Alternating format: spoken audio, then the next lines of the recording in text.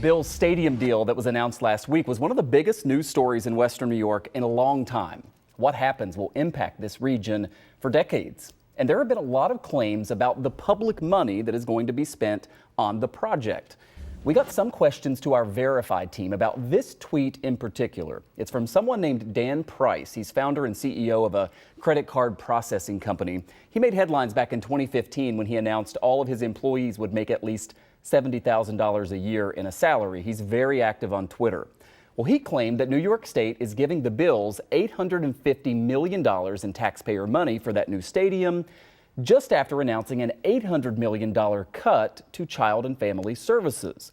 He was critical of that, especially considering the Pagulas, as he tweeted, are worth almost $6 billion. This has been retweeted more than 12,000 times, thousands of comments on the front page of Reddit last week. But is it true? Our sources for this verify are the governor's office, the State Office of Child and Family Services, and the stadium deal itself, as announced in that 14-page memorandum of understanding released last week. So here's what we can tell you.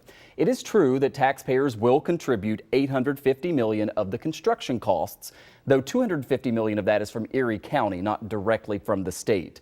But what about those supposed cuts to children and family services in that tweet?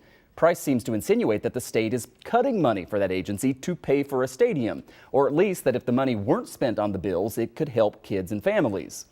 In fact, that agency's reduction for fiscal year 2022 of $800 million was due to a one-time influx of federal pandemic aid. That money was never intended to last more than 1 year.